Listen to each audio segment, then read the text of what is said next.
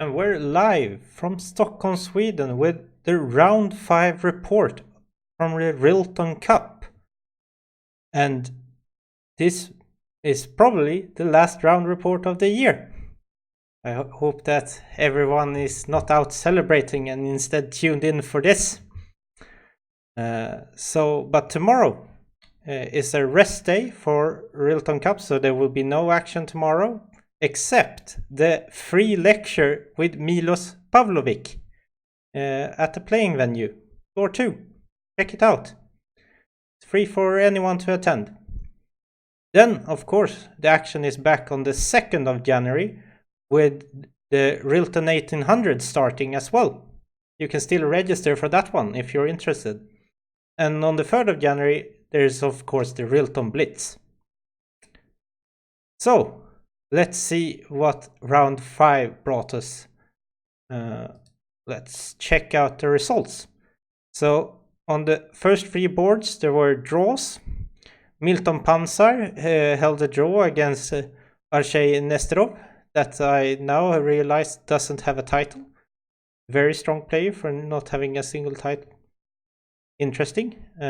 He's a young player, so perhaps he's aiming for going for the Grandmaster title right away. Then, of course, we can check a little bit lower. We see that Erik Blomqvist won his game against Anders Huber. And we see that Tiger, he drew his game. One, unfortunately, lost.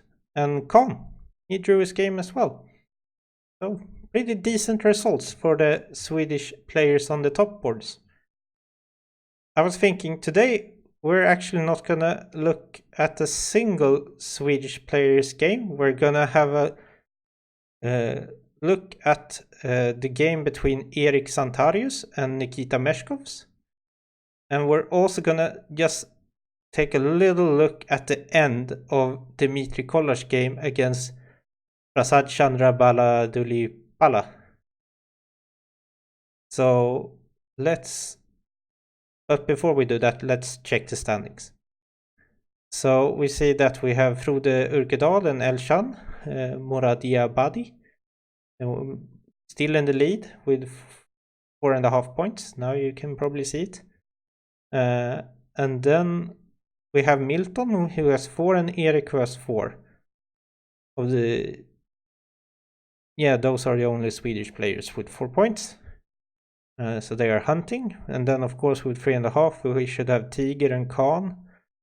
Maybe someone.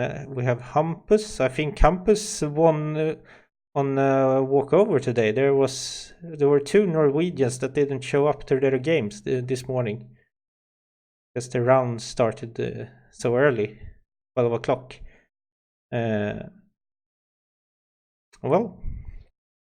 So let's have a look at the game.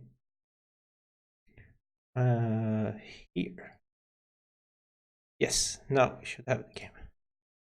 So Erik Santarius was white, and Nikita Meshkovs from Latvia was playing black. For those who are familiar with the Pro Chess League, Nikita was driving force behind the Riga Magicians. Unfortunately, they did not get the spot. Oh well, today he can celebrate at least. So let's jump forward a bit. I think it was around move. Not here. This was a pretty interesting opening, but what started happening here at move 16. So what can we say about this position? White has a queen that is targeting this king, and also this bishop and knight. All of them are attacking this pawn, which is under heavy fire, but it's protected by a lot of pieces. White still has not castled, and it should be probably quite safe on the king side. It's hard to castle queen side now when the rook has moved. But since there is no dark square bishop for black, you should probably be able to hide the king side. But instead of castling, white wanted to take advantage of this pin and play e4. Because now the pawn cannot take. Also threatening e5 with a double attack on the queen and the knight. But Nikita was not afraid of this threat. Instead, he just played king h7 with the idea of now threatening to take this pawn. And white felt that he had to respond with e5. And then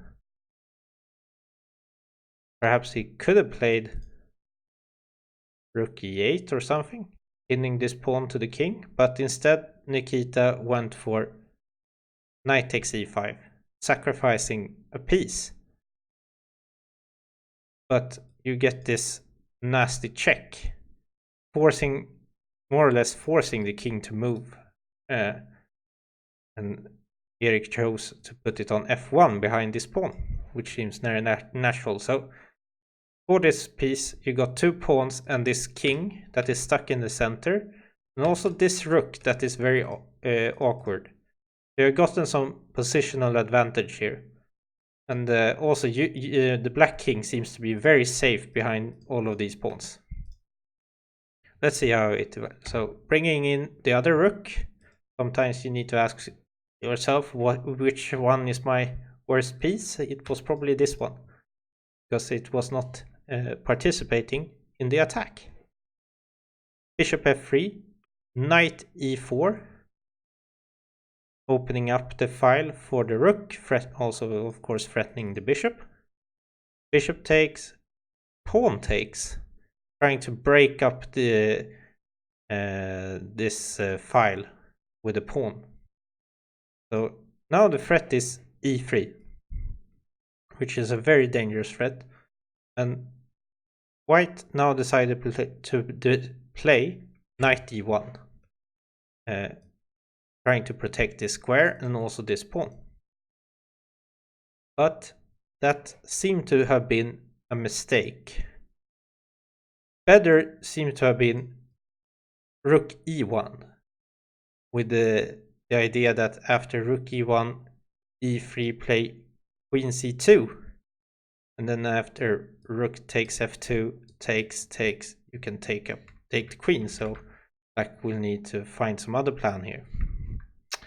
But of course, black has a lot of play still. But this ran into e3. They were not able to prevent this.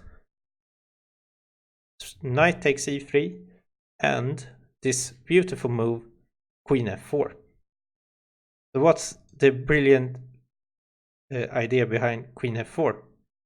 It is threatening this pawn. Just to show you, you could probably take this knight and regain the piece, but that's not enough for black in this position. So queen f4, eyeing for this pawn, but there's also a pin, because the rook on c1 is hanging. So for example, you cannot play knight e1, because then black picks up the rook. Instead, then no, white chose to play queen c2, if I remember correctly. No, it was rook c2. Yes. Rook takes e3, queen c4, queen f3, threatening the rook on h1, and also queen d1 check, rook h2, queen d1 check, king g2, and rook e1, and now the mate is forced. So white resigned.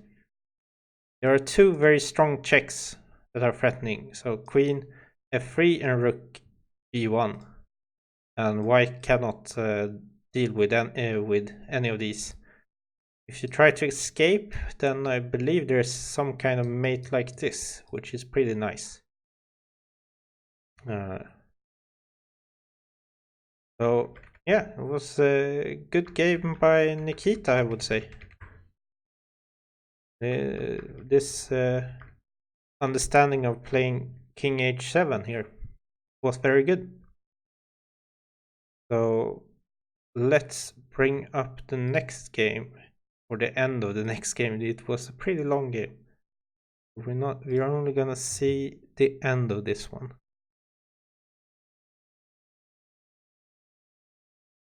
So Dmitry is playing white and Chandra Prasad is playing black. And we're gonna skip forward to, we're not even gonna see this. We're gonna go a few more moves here to this position. So white has 2 pawns against this pawn here that is currently quite well locked by these pieces, or it will have a hard time reaching this square. But here Dmitry, I think, just miscalculated the endgame after knight d3, giving up the piece.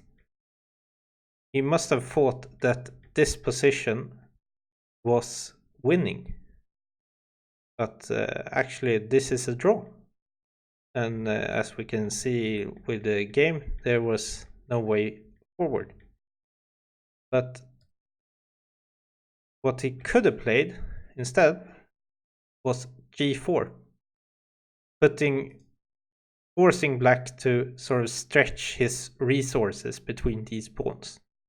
And for example, black cannot play king f4 now because of knight d3, and then black has to take, and now black cannot handle both of these pawns. Instead, black could perhaps try knight a6, but then white gets knight d3, cutting off the king very nicely together with this pawn that is covering this square, or more or less forcing black to go back. And then you can, I believe, push the pawn.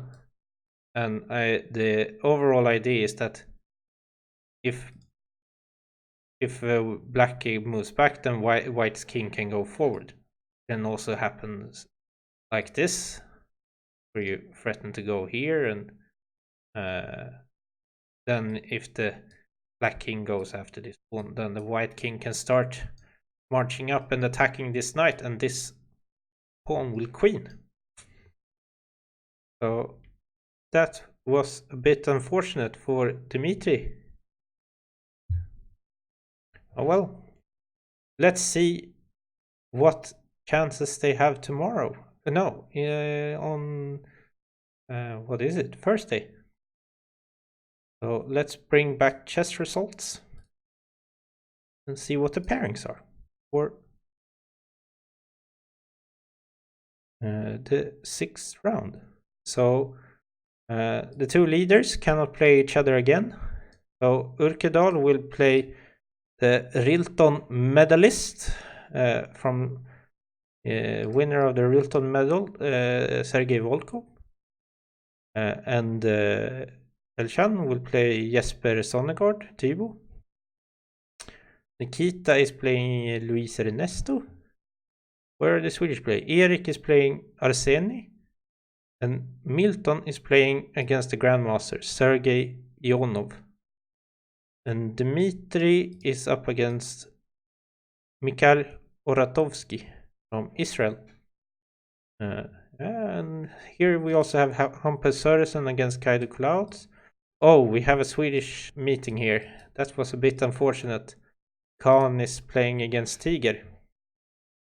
Oh well, hard to choose who to cheer for, but I am unbiased when it comes to these matchups. So yes, lots of action to look forward to, but remember, rest tomorrow, and of course, Happy New Year to everyone. Maybe 2020 will be the year of the wasabis. I sure hope so. Thank you everyone for tuning in.